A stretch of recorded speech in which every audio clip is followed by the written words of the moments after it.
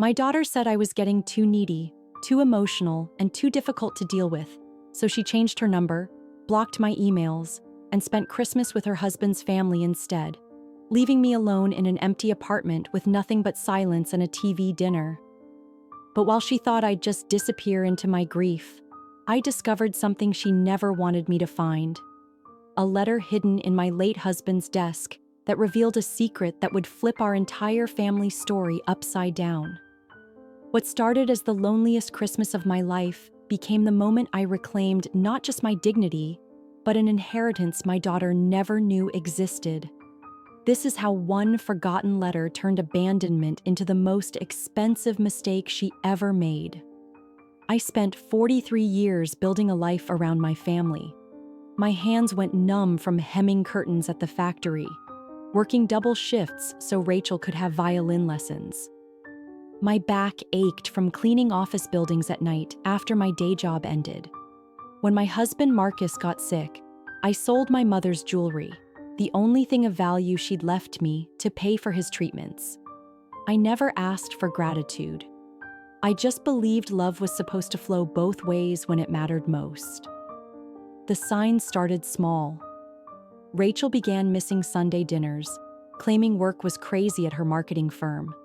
Her calls got shorter, more distracted. "Mom, I can't talk right now," became her favorite phrase. When I mentioned feeling dizzy after Thanksgiving dinner, she sighed like I'd ruined her day. "You're always complaining about something," she muttered, thinking I couldn't hear. 2 weeks before Christmas, I called to confirm our plans. We'd spent every Christmas together since Marcus passed 2 years ago. She answered on the third ring, voice tight with irritation. "Actually, Mom, we're going to Brad's parents this year. They have a bigger house, and his mother isn't so demanding." Demanding. That's what caring had become in her vocabulary. "But I already bought the ham," I said quietly. "And I made your favorite cookies." "God, Mom, this is exactly what I mean. You make everything about you. We'll see you after New Year's. I need space." The line went dead. When I called back, it went straight to voicemail. By evening, my texts showed as undelivered. She'd blocked me. My own daughter had erased me like a spam caller 2 weeks before Christmas. That first night alone, I sat in Marcus's old recliner, trying to understand how we'd gotten here. Rachel was 35 now, successful, married 3 years to Brad. I'd been 55 when I had her, a surprise miracle after years of trying.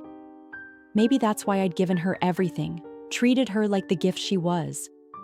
But gifts, apparently, could be returned when they became inconvenient. The Christmas tree mocked me from the corner, each ornament a memory of better times, when being her mother meant something more than being a burden she needed to shed. Sleep eluded me that first week. I found myself wandering the apartment at odd hours, making tea I didn't drink, starting conversations with Marcus's photograph. The silence pressed against my eardrums like deep water. I'd lived alone these 2 years since his death, but this was different. This was erasure, not solitude. By December 20th, I'd stopped trying to call. My neighbor, Mrs. Kim, noticed the change. "You look tired, Evelyn. Is Rachel coming for Christmas?" I lied, said she was traveling, too ashamed to admit my only child had discarded me like junk mail. Mrs. Kim nodded knowingly. She had her own stories about ungrateful children, but kindly didn't press. I decided to stay busy, to push through until the holidays passed. That meant finally tackling Marcus's study, the one room I'd avoided since his funeral. His presence lingered strongest there, in the smell of leather-bound books and the faint hint of pipe tobacco he'd quit years ago, but somehow still permeated the space. I started with the easy things: old tax returns for shredding, outdated business cards, conference programs from his accounting firm days. Marcus had been meticulous, every receipt filed, every document labeled. It was comforting, this evidence of his orderly mind, until I reached the bottom drawer of his mahogany desk. Behind a false panel I didn't know existed was an envelope, thick with documents, addressed in Marcus's careful script. For Evelyn, when you're ready to know the truth. My hands trembled as I opened it. Inside, a letter dated 6 months before his diagnosis, when he was still healthy, still planning our retirement trips, still believing we had decades left together. My dearest Evelyn, it began. I've written this letter a dozen times and destroyed it each time. But Dr. Morrison says the headaches are concerning, and if something happens to me suddenly, you need to know what I've discovered about your family's past. I sank into his desk chair, the leather creaking under my weight. Outside, snow began to fall, dusting the fire escape where we used to drink morning coffee. I read on, each word rewriting my understanding of everything. Your mother didn't die penniless. The fire that supposedly destroyed her building never happened. Your brother William fabricated everything. I have proof. Documents, photographs, bank records. I've been building a case for 3 years, working with Eleanor Walsh, the best property lawyer in the state. She's waiting for your call. Everything you need is in this envelope. I'm sorry I kept this from you, my love. I was afraid of losing you to anger. But now I realize you deserve the truth, and you deserve justice. The documents told a story of calculated deception. Property deeds showing my mother owned not just one building, but 3 adjacent lots on Riverside Drive. Bank statements from 1985 showing the sale of all 3 properties for $1.2 million, not the $400,000 Marcus had initially found. Photos of the building standing intact, dated 2 years after the supposed fire, and most damning, a copy of my signature on the sale documents, obviously forged, the loops of my name too perfect, too practiced. I called Eleanor Walsh the next morning. She answered immediately, as if she'd been waiting by the phone for 2 years. Mrs. Chen, I'm so glad you called. Marcus was very concerned about protecting you from this shock, but he made me promise to help when you were ready. You've known about this for years? Since 2019? Your husband hired me to investigate after he noticed discrepancies in public records. We built quite a comprehensive case together. He was thorough. Why didn't he tell me? Eleanor's voice softened. He said you'd been through enough. Your mother's death, raising Rachel alone while he traveled for work early in your marriage, his cancer diagnosis. He wanted to handle this burden himself. Classic Marcus, protecting me even from my own stolen history. I spent the morning in Eleanor's office, reviewing evidence that made my stomach churn. William hadn't just stolen money, he'd stolen my choices. With that inheritance, I could have gone to college instead of the factory. Rachel could have had opportunities I couldn't provide. Marcus wouldn't have worked himself sick trying to give us a better life. The statute of limitations is complex, Eleanor explained, but fraud this extensive, with active concealment, gives us options. Your brother has been very successful. 3 restaurants in Seattle, a boutique hotel, real estate holdings worth approximately $8 million. $8 million, I repeated numbly. From money he stole from our mother's estate. From money he stole from you, Eleanor corrected. Washington state law is clear about inheritance rights. Half of everything was yours. I thought about Rachel, probably decorating Brad's family tree right now, laughing at their perfect Christmas. She had no idea her grandfather's theft had shaped our entire lives, that her mother's exhaustion wasn't weakness, but the weight of carrying a family on a foundation of lies. What do you need from me? I asked Eleanor. Your signature on these documents and your strength for what comes next. This won't be easy, Mrs. Chen. Your brother will fight back. He has resources, lawyers, a reputation to protect. I signed everything. What else did I have to lose? My daughter had already thrown me away. At least this battle would give me purpose through the empty holidays ahead. Christmas Eve arrived with a blizzard that shut down half the city. I sat alone with a microwave dinner, watching It's a Wonderful Life on television, and wondering what my life would have looked like if William hadn't stolen my foundation. The irony wasn't lost on me. George Bailey discovered how much he mattered. I was discovering how little I did. Around 9 p.m., my phone rang. The caller ID showed a Seattle number. William. After 40 years of silence, my brother was calling on Christmas Eve. Evelyn? His voice was older, rougher, but unmistakably him. I got some papers from a lawyer today. Then you know why I'm calling. This is ridiculous. Mother's estate was settled decades ago. You can't just... I can, actually. I have evidence, William. Photos of buildings that supposedly burned, bank records, the forged signatures. Silence stretched between us, filled with 40 years of unspoken accusations. You don't understand, he finally said. I had debts, Dad's medical bills, business loans. I was drowning. So you let me drown instead? You were young. You had Marcus. You figured I was disposable. The little sister who'd never amount to anything anyway. That's not... He stopped, regrouped.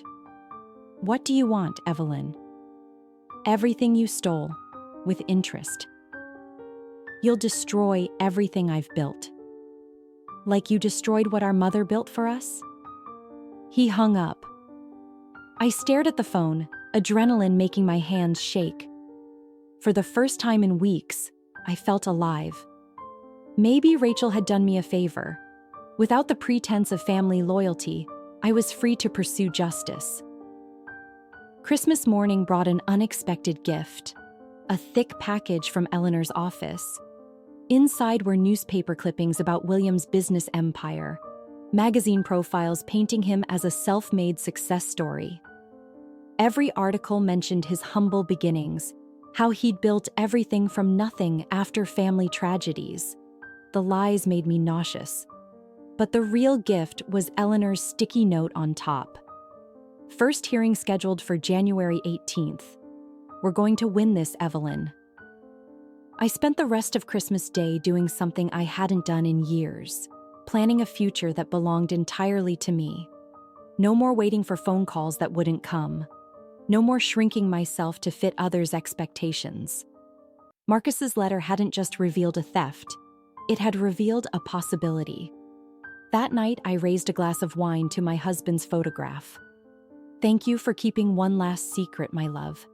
Thank you for making sure I'd find it when I had nothing left to lose. The blizzard continued outside, but inside, for the first time since Rachel's abandonment, I felt warm. January arrived with legal papers flying between Seattle and my lawyer's office. William had hired Brennan and Associates, known for protecting wealthy clients from frivolous claims. Their first move was predictable, questioning my mental capacity, suggesting grief had confused me, that I was being manipulated by an opportunistic lawyer. Eleanor laughed when she showed me their response. This is good, actually. They're scared. Scared lawyers make mistakes. The first mistake came quickly. In attempting to prove my confusion, they submitted affidavits from William's employees claiming I'd called the restaurants making wild accusations. Problem was, I'd never called anyone. Eleanor subpoenaed phone records, proving the calls came from a number linked to William's own office. He's trying to manufacture evidence, she explained. This changes everything. Now we're not just dealing with historical fraud, but current obstruction.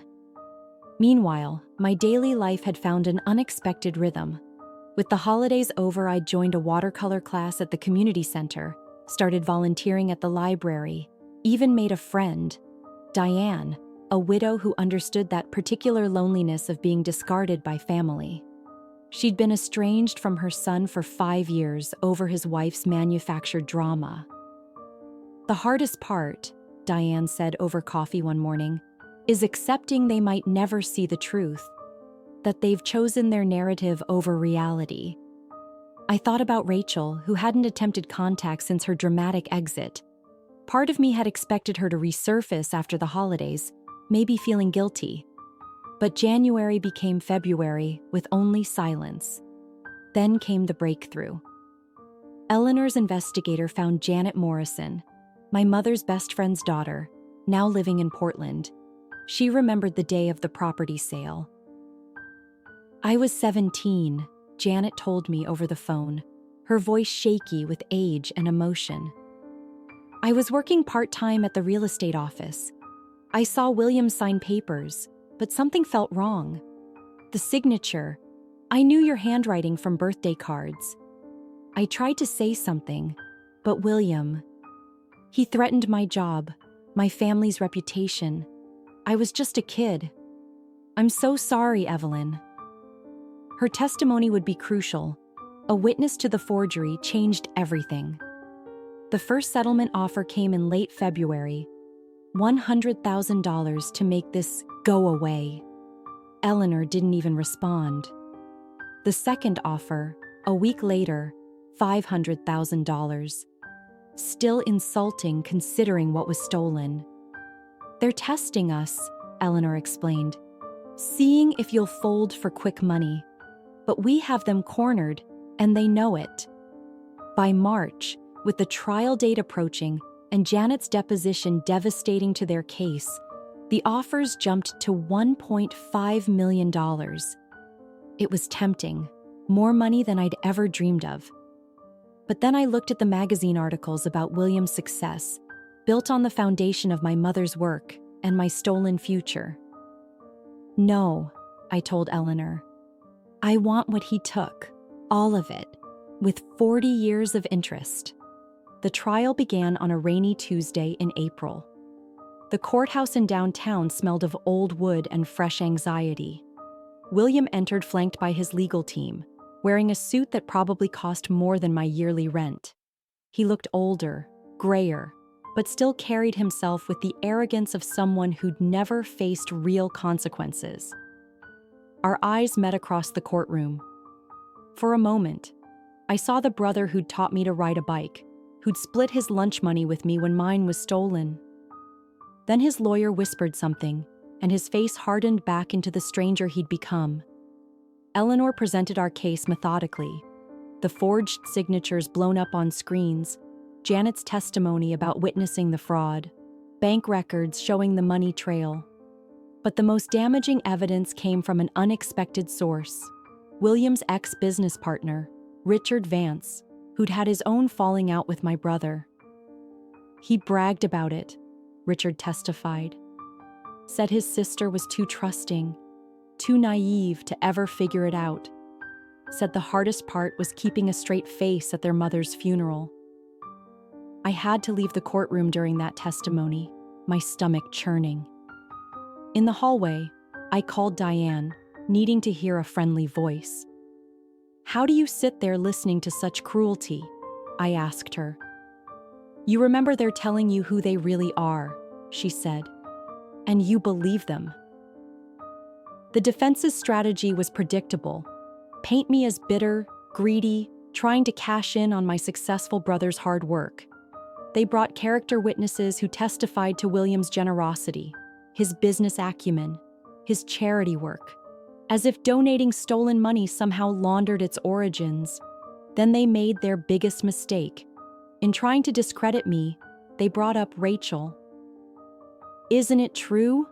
William's lawyer asked during cross-examination, "that your own daughter has severed contact with you? That she considers you unstable?" Eleanor objected, but the damage was done, or so they thought. "Yes," I answered clearly. "My daughter cut contact when she learned I might have money coming. She abandoned me last Christmas because I was just a burden to her, just like I was a burden to my brother when I was 22 and grieving our mother." The jury's faces changed. Suddenly, I wasn't a greedy sister, but a woman betrayed by family twice over. Closing arguments took a full day. Eleanor systematically destroyed every defense claim, showing how William had built an empire on theft, then spent 40 years covering his tracks. The defense painted me as opportunistic, but opportunism requires opportunity. And what opportunity does a 70-year-old woman have except justice? The jury deliberated for 2 days. 2 days of pacing Eleanor's office, 2 days of jumping every time her phone rang. When the call finally came, Eleanor's face told me everything. We won, Evelyn. We won everything. The verdict was comprehensive. Fraud, breach of fiduciary duty, conversion, and intentional infliction of emotional distress. The jury awarded not just the original theft adjusted for inflation, $3.8 million, but additional punitive damages of $2 million. William's face went ashen as the foreman read the numbers. Outside the courthouse, reporters waited. I'd become a small sensation, the elderly woman who'd fought back against family fraud. Eleanor handled most of the questions while I stood quietly, still processing that justice had actually come. "How does it feel?" one reporter asked me directly. "Like I can finally breathe," I answered honestly. William pushed past us without a word, his lawyers forming a protective shield. But I caught sight of his wife, Linda, trailing behind. She looked at me with something like sympathy before disappearing into their waiting car. The aftermath was swift. William's lawyers filed appeals, of course, but Eleanor warned him that continued litigation would only expose more damaging information. Within 2 weeks, a new offer came. $4 million in structured payments over 3 years. No admission of wrongdoing. Sealed records. "Take it," Eleanor advised. "You'll get most of what you're owed without years more of fighting." I agreed, with one condition. The records would remain public.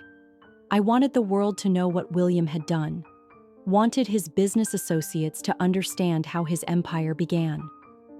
The first payment arrived in May, $1.5 million deposited into an account that had never held more than $5,000. I stared at the balance for an hour, not quite believing the numbers were real. My first purchase was modest, a new car to replace my 15-year-old Honda. My second was more significant. I paid off the mortgage on Mrs. Kim's apartment. She'd been so kind during my dark December days, bringing soup, sitting with me when the silence got too loud. "I can't accept this," she protested, crying. "Then consider it a loan," I said. "Pay it forward someday." Word of the verdict spread through Rachel's social circles. I heard through Diane, who had a friend who knew Brad's mother. Apparently, Rachel had been telling people I was involved in some shady lawsuit, trying to get attention. When the news articles came out with the real story, her narrative collapsed. She called from Brad's number on a Thursday evening in late May. I almost didn't answer, but curiosity won. "Mom?" Her voice was smaller than I remembered. "I saw the news about Uncle William. Is it true? He really stole from Grandma?" "Yes." "And you? You won millions?" There it was, the real reason for her call. "I won justice, Rachel. The money is just numbers correcting a 40-year-old theft." I didn't know. If I had known. "You would have what? Answered my calls at Christmas? Treated me like a mother instead of a burden?"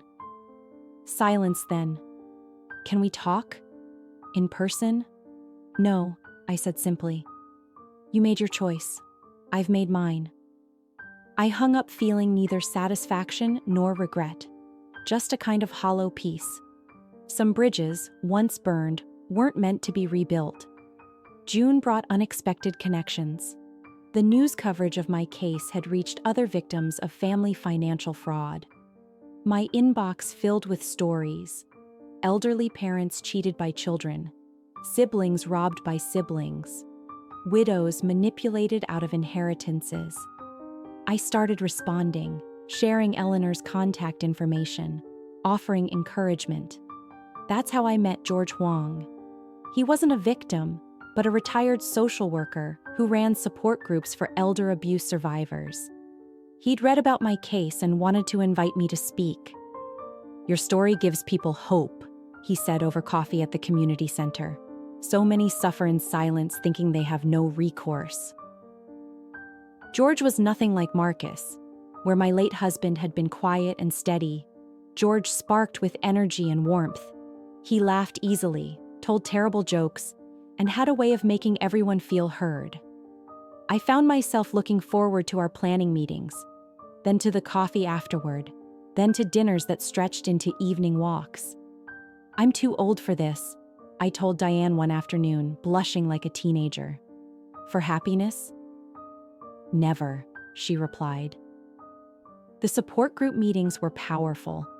Sitting in circles with other people who'd been betrayed by those they'd trusted most, I found a different kind of family.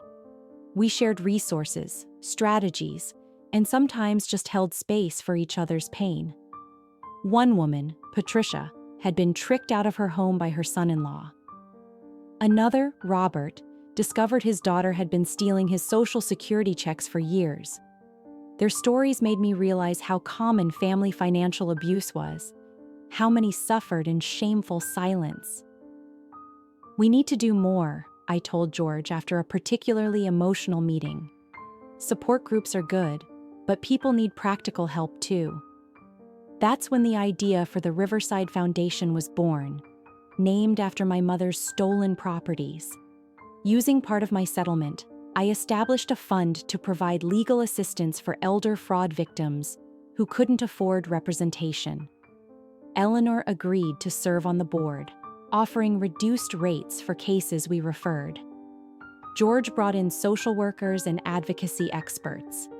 By August, we'd helped fund 3 lawsuits and provided emergency assistance to a dozen seniors in crisis. William's second payment arrived on schedule. I used part of it to purchase a building, not on Riverside Drive, but close enough. The Evelyn Chen Center for Elder Justice opened in September, offering free legal clinics, support groups, and advocacy training. At the ribbon cutting, someone asked if I'd invited Rachel. "No," I said. "This isn't about her. This is about making sure no one else spends Christmas alone, wondering why their family threw them away." But I did invite someone unexpected, Linda, William's wife. She'd reached out after the trial, apologizing for her husband's actions, admitting she'd suspected the truth for years, but had been too comfortable to confront it. She came to the opening, wrote a substantial check, and whispered, "I'm leaving him. I can't be married to someone who could do that to his own sister." I didn't feel victory at her words, just a tired kind of vindication. Actions have consequences, even 40 years later.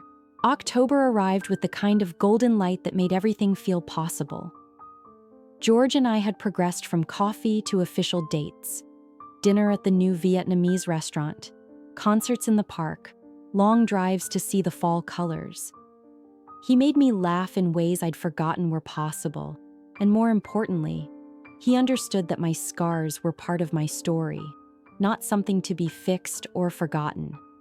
The foundation was thriving beyond my wildest dreams. We'd hired a full-time director, expanded our legal clinic to twice weekly, and started a prevention program teaching seniors about financial red flags. The media attention from my case had brought donors and volunteers, turning my personal pain into communal purpose. Then came an unexpected call.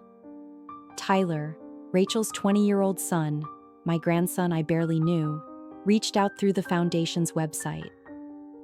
"Grandma Evelyn? I know you and Mom aren't talking, but I wanted you to know. I've been following what you're doing. The foundation, helping people. It's amazing."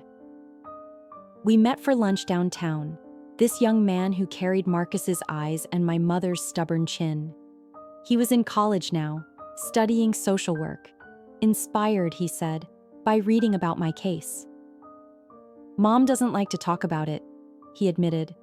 She says you chose money over family. I chose truth over comfortable lies, I corrected gently. I know. That's why I'm here. We started meeting monthly. Tyler volunteered at the foundation, helped with social media, brought young energy to our efforts. He told me about his life, his dreams, his girlfriend who was studying law because, he said with a shy smile, I told her about the foundation's work. Through Tyler, I learned about Rachel's life. She and Brad had separated. Apparently, his family's perfect Christmas facade had hidden significant problems. She was living alone now, working longer hours, posting less on social media. She misses you, Tyler said once. She'd never admit it, but I can tell. Missing someone and valuing them are different things, I replied. William's final payment arrived in November, right on schedule. With it came a letter, not from lawyers, but in his own handwriting. Evelyn, it read, I've lost everything that mattered. Linda left. My children see me differently. My business partners keep their distance. I tell myself you destroyed my life. But late at night, I know the truth. I destroyed it 40 years ago when I chose greed over family. I'm sorry. I know it's too late, but I'm sorry. I read it 3 times, then filed it away. Some apologies come too late to heal, but acknowledging them matters anyway. For Thanksgiving, George invited me to his family dinner. His children and grandchildren welcomed me warmly, folding me into their chaos like I'd always belonged. No one mentioned my past, my lawsuit, my estranged daughter. I was just Evelyn, George's friend who made excellent pie and told good stories. That night, as George drove me home, I realized something profound. I'd spent so long defining myself by who had left, William who stole, Rachel who abandoned, that I'd almost missed who had arrived. George, Tyler, the foundation family, Mrs. Kim, Diane, Eleanor. A whole constellation of connection built not on blood, but on choice. December approached differently this year. Instead of dread, I felt anticipation. The foundation was hosting its first annual Chosen Family Christmas dinner for anyone facing estrangement or isolation.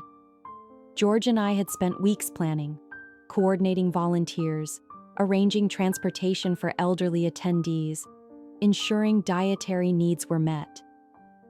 2 weeks before Christmas, my phone rang with a number I didn't recognize. I almost didn't answer, but something made me pick up. Evelyn. The voice was weak, strained. It's William. My brother, who I hadn't spoken to since the trial, sounded like a shadow of himself. I'm in the hospital, he continued. Liver failure. They say I have maybe 6 months. I wanted to hear your voice. I sat down slowly, processing this. I'm sorry you're sick, William. I deserve it, he said with bitter laugh that turned into coughing. 40 years of expensive scotch catching up. Poetic justice, right? No one deserves that, I said, meaning it. We talked for 20 minutes, not about the money or the trial, but about childhood memories. The treehouse he'd built, our mother's Sunday dinners, the bike he'd taught me to ride. It was like talking to the brother I'd lost long before the theft. I'm changing my will, he said finally. What's left? It's not much after the divorce and the settlement, but I'm leaving it to your foundation. Maybe it can help someone else avoid becoming what I became. After we hung up, I sat in the gathering darkness, crying for the first time in months. Not for the money or the years lost, but for the relationship that had been sacrificed on the altar of greed. Tyler came by that evening to help with foundation paperwork. He found me red-eyed at the kitchen table. You okay, Grandma? I told him about William's call. He listened with the quiet compassion that reminded me so much of Marcus. Are you going to see him? he asked. I don't know. How do you forgive 40 years? Maybe you don't, Tyler said simply. Maybe you just witnessed the ending with grace. That weekend, I took the train to Seattle. William was in a private room overlooking the sound, machines monitoring his failing body. He looked nothing like the powerful man from the trial, just a sick, scared human facing his end. You came, he whispered. I came, I confirmed, sitting beside his bed. We didn't talk about forgiveness or reconciliation. Instead, I told him about the foundation, about the people we'd helped, about Tyler volunteering. His eyes filled with tears when I mentioned how Tyler carried our mother's stubbornness. At least something good survived us, he said. I visited twice more before returning home.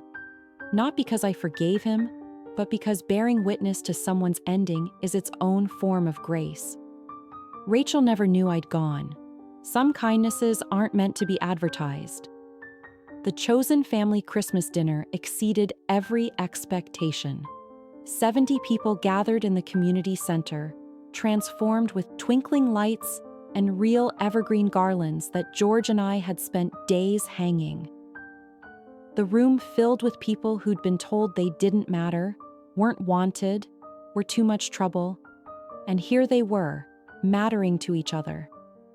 Patricia, who'd lost her home to her son-in-law's manipulation, brought her famous apple pie. Robert, whose daughter had stolen his Social Security, played piano while people sang carols.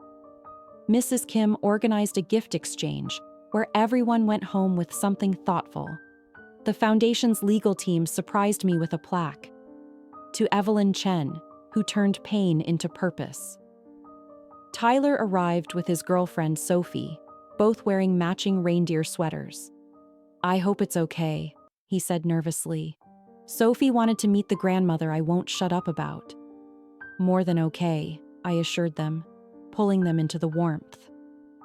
Halfway through dinner, Tyler clinked his glass for attention. I wanted to say something, he began, voice shaking slightly. 2 years ago, I thought family meant blood, obligation, keeping silent when things were wrong. But watching my grandmother build this, watching her choose truth over comfort, purpose over bitterness, taught me that family is what we create, not what we're given. He looked directly at me. Grandma, you didn't just win a lawsuit. You won at life. You showed me that starting over at any age isn't just possible, it's powerful. There wasn't a dry eye in the room.